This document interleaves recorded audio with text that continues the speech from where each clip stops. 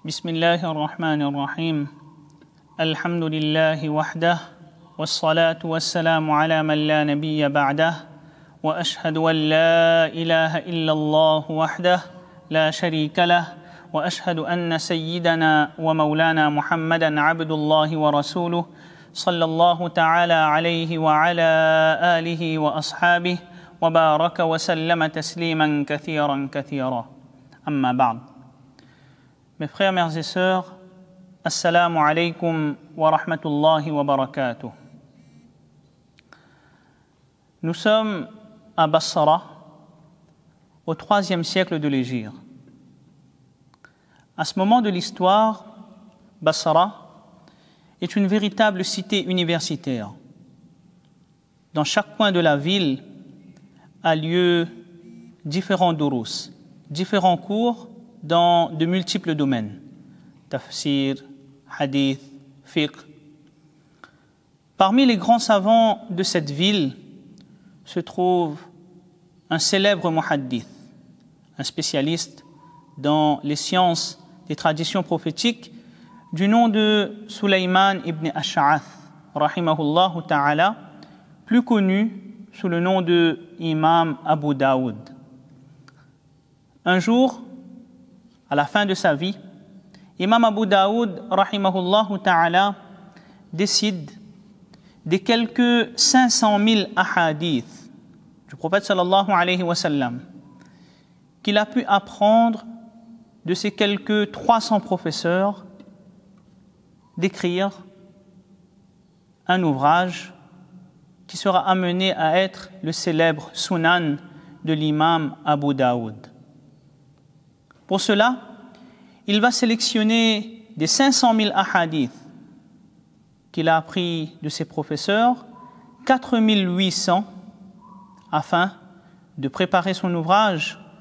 Et lui-même écrit dans la préface de son livre que parmi ces 4800 ahadiths, il y en a 4 qui suffisent à l'homme afin qu'il mène une vie en conformité avec les enseignements de la charia. En d'autres termes, 4 ahadiths qui résument l'intégralité des enseignements de la charia. C'est justement autour de ces 4 traditions prophétiques, autour de ces 4 ahadiths que nous allons, bi'idhnillahi tabaraka wa ta'ala, axer notre intervention d'aujourd'hui. Premier hadith, innamal a'malu binniyat. Les actions ne valent que par leur intention. Mes frères, mères et sœurs, en islam, il y a certes le cadre. C'est ce que le musulman respecte pour ses actes, et c'est cela que nous offre le fiqh, le droit islamique. En effet, le fiqh trace les limites éthiques et les orientations concernant le chemin de l'homme sur terre. Cependant, à l'intérieur de ce cadre, chacun doit, dans son intimité, s'assurer que sa niyya, son intention, soit sincère et qu'il agit exclusivement pour Allah subhanahu wa ta'ala. C'est dans ces conditions que l'action du mu'min sera réellement acceptée par Allah subhanahu wa ta'ala.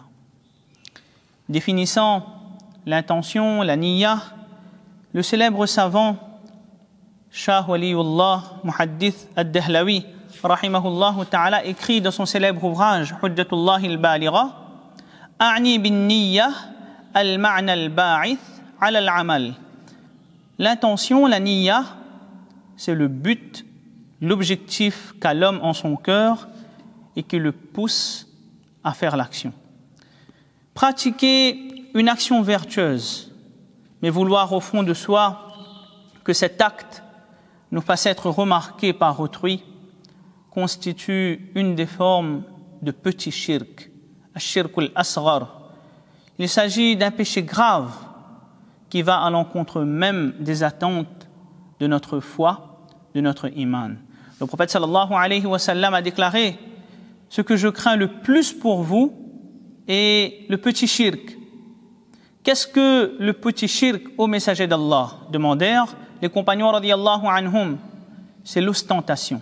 Ar-riya, répondit Rasulullah sallallahu alayhi wa sallam. Le jour où il rétribuera les serviteurs pour leurs actions, Allah subhanahu wa ta'ala dira: allez auprès de ceux pour qui vous agissiez par ostentation sur terre et voyez si vous trouvez auprès d'eux une récompense et un bien. C'est pourquoi nos pieux prédécesseurs examinaient leur intention, leur niyya. Veillez à contrôler les penchants de leur âme et dissimuler au maximum leurs actions. Mes frères, mères et sœurs, cette vie que nous menons ici-bas est une vie d'épreuve. À travers le Coran, Allah subhanahu wa ta'ala nous décrit cette réalité en disant: Alladhi khalaqal mawta wal hayata liyabluwakum ayyukum ahsanu amala. Qu'Allah subhanahu wa ta'ala, c'est celui qui a créé la mort et la vie afin de vous éprouver et afin de voir qui parmi vous est meilleur en action. En commentant le terme ahsanu amala, Fudayl ibn Iyad rahimahullah ta'ala disait: si une action est correcte, c'est-à-dire qu'elle est accomplie selon la manière enseignée par Rasulullah sallallahu alayhi wa sallam, mais elle n'est pas sincère, elle n'est pas acceptée. Il en est de même si elle est sincère, mais n'est pas correcte. En fait, pour qu'une action soit agréée par Allah subhanahu wa ta'ala, il faut nécessairement qu'elle soit correcte et sincère. De cette tradition, nous pouvons comprendre l'importance fondamentale de la sincérité dans l'intention, ce que l'on appelle en arabe ikhlasun niyya. Ce même Fudayl ibn Iyad rahimahullah ta'ala disait: délaisser une action à cause des gens constitue du riya, l'ostentation. Agir à cause des gens, c'est du shirk, associé avec Allah. Et al-ikhlas, la sincérité, c'est qu'Allah subhanahu wa ta'ala te protège de ces deux calamités. Deuxième hadith: min husni islamil mar'i tarkuhu ma la ya'ni. Fait partie du bel islam d'une personne que de délaisser ce qui ne le regarde pas. Voyons déjà ce que le prophète sallallahu alayhi wa sallam désigne par husni islamil mar'i, le bel islam d'une personne. L'islam d'une personne, ce que l'on appelle en arabe islamuhu, désigne sa soumission à Allah. Soumission que ce soit d'ordre intérieur, batin, ou d'ordre extérieur, zahir. L'intérieur, batin, fait référence aux bonnes croyances, à la réforme de son cœur, à tazkiya, etc. Et l'extérieur, zahir, désigne la correction et la réforme des actes apparents, comme nos paroles, ou encore nos faits et gestes par l'intermédiaire de nos membres. Et tout comme les gens sont différents de leur aspect, ils sont différents de leur islamité. La preuve, dans le Coran, Allah subhanahu wa ta'ala décrit la différence en termes d'islamité entre deux groupes de personnes. Allah subhanahu wa ta'ala déclare: La yastawi minkum man anfaqa min qabli al-fathi wa qatal, ulaika a'zamu darajatan min alladhina anfaqu min ba'du wa qatalu, wa kullan wa'ada Allahu al-husna, wallahu bima ta'maluna khabir. On ne peut comparer celui d'entre vous qui a donné ses biens et lutté avant al-fath, avant la libération. On fait la référence à la libération de Makkatul Mukarramah qui a eu lieu en l'an 8 de l'Hégire. Ces derniers sont plus hauts en hiérarchie que ceux qui ont dépensé et lutté après la libération. Or, à chacun, Allah subhanahu wa ta'ala a promis la plus belle récompense et Allah est grand connaisseur de ce que vous faites. Nous comprenons que les gens sont différents en ce qui concerne leur islam, leur soumission envers Allah subhanahu wa ta'ala. Et justement, ce hadith nous apprend que parmi ce qui aide à accroître le bel islam d'une personne, c'est le délaissement de ce qui ne le regarde pas et ce qui ne le concerne pas. C'est pourquoi, mes frères, mères et sœurs, embellissons notre islam, embellissons notre relation avec Allah subhanahu wa ta'ala en ne nous mêlons pas des affaires des gens. Si nous allons commencer à nous intéresser uniquement de nous-mêmes, de nos affaires, et délaisser les affaires des autres, on profitera d'un grand bien, le repos de l'esprit et la tranquillité du cœur. Vous savez, la personne qui se soucie des affaires des autres est constamment tracassée par les affaires d'autrui, ce qui est d'aucune utilité pour lui. Il s'accable d'une fatigue. En plus de cela, le fait de s'occuper des affaires des autres représente une porte ouverte à des péchés graves tels que la riba, la médisance, la namima, le fait de colporter des paroles, etc. Ibn Mas'ud radiyallahu anhu dit: un homme vint voir le prophète sallallahu alayhi wa sallam et lui dit: ô messager d'Allah, je suis écouté de mon peuple, que dois-je leur commander? Le prophète d'Allah sallallahu alayhi wa sallam lui dit: ordonne-les de répandre le salam et de parler peu, sauf à propos de ce qui les regarde. Troisième hadith: la yakunu al-mu'minu mu'minan hatta la yarda li akhihi illa ma yarda li nafsihi. L'un de vous n'est véritablement croyant que s'il aime pour son frère ce qu'il aime pour lui-même. Le message qui se dégage de ce hadith porte le musulman à aimer pour les gens, pour tous les gens, ce qu'il aime pour sa propre personne. Ce hadith englobe tout ce qui touche à l'homme en termes de bonté, d'avantage, de bonheur, que cela soit lié aux choses relatives au din ou des affaires de ce dunya. En outre, il est naturel que l'homme qui aime pour son frère ce qu'il aime pour lui-même détestera à plus forte raison pour son frère ce qu'il déteste pour lui-même. Et cela constitue la meilleure motivation pour éradiquer la nuisance et le mal que l'un peut commettre envers l'autre. Mes frères, mères et sœurs, vous savez, parmi les degrés les plus élevés du akhlaq, du bon comportement, de la noblesse de caractère, il y a le fait pour l'homme de se débarrasser, de débarrasser son cœur de toute marque d'égoïsme et de préférer autrui à soi-même. C'est ce que l'on appelle l'altruisme. Et l'altruisme est une valeur enseignée par notre belle religion, par l'islam. L'attitude de Abu Bakr radiyallahu anhu lors de la hijra illustre parfaitement ce principe. En effet, sur le chemin vers Madinatul Munawwara, il se réfugie dans une grotte en compagnie de Rasulullah sallallahu alayhi wa sallam. Afin de combler toutes les ouvertures donnant sur l'extérieur, Abu Bakr radiyallahu anhu va poser son pied sur un trou, bien qu'il y avait à cet endroit un reptile venimeux.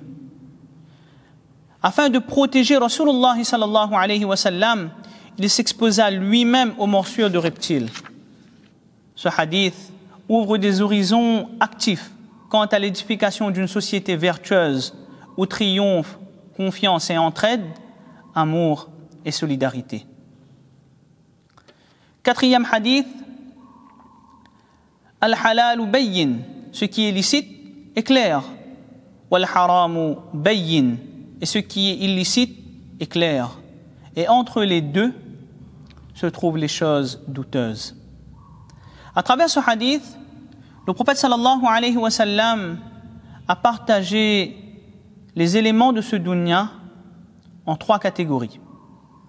Les deux premiers, ce qui est licite et ce qui est illicite ont été qualifiés de clairs, d'évidents.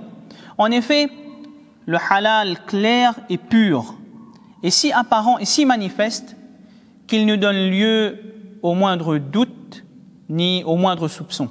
C'est le cas par exemple des bonnes variétés de culture, des fruits, des légumes, et dont la consommation est tout à fait halal. Quant au haram pur et clair, il a des caractéristiques qui sont claires et sans équivoque, telles que l'adultère, l'alcool, le vol, etc. La troisième catégorie traite des choses qui semblent être à cheval entre le haram, l'illicite, et le halal, le licite. Face aux questions en apparence ambiguës, le prophète sallallahu alayhi wa sallam a pris soin d'inciter sa ummah à adopter une attitude qui fait grande part à la taqwa, à la piété, en disant « Celui qui s'éloigne des choses douteuses a certes préservé sa religion et son honneur. Celui qui prend cette distance par rapport aux choses douteuses aura purifié son dîn. En effet, celui qui s'éloigne des choses douteuses s'éloigne à plus forte raison de ce qui est illicite, interdit. En outre, celui qui évite les choses douteuses aura son honneur sain et sauf. Il ressort de ce quatrième hadith une règle très importante. Barrer la route à tout prétexte conduisant à l'illicite et leur fermer toutes les portes. À travers le Coran, Allah subhanahu wa ta'ala nous dit « Wala taqrabu zina » Ne vous approchez pas de l'adultère. Le prophète Allah subhanahu wa ta'ala n'a pas dit « Ne faites pas le zina ». Il nous demande de fermer toutes les portes nous menant à cet infâme péché. Mes frères, mères et sœurs, ces 4 ahadiths que nous venons de voir, ainsi que les enseignements qui s'y trouvent, constituent véritablement 4 pistes nous menant directement à notre réussite spirituelle. Ce n'est pas sans raison qu'Imam Abu Daoud, rahimahullah ta'ala, les a sélectionnés parmi les 4800 ahadiths présents dans son ouvrage. Une question que chacun d'entre nous pouvons se poser: à quel titre Imam Abu Daoud, rahimahullah ta'ala, a qualifié ces 4 ahadiths comme étant suffisants pour qu'un mu'min, un croyant, puisse mener une vie en conformité avec les attentes d'Allah subhanahu wa ta'ala? Pour répondre à cette question, les ulama nous disent que 2 des 4 ahadiths que nous avons étudiés, innamal a'malu bin niyyat et al-halalu bayyin wal-haramu bayyin, sont liés au huququllah, au droit qu'Allah subhanahu wa ta'ala a envers nous, ce lien vertical que nous devons fortifier tout au long de notre vie.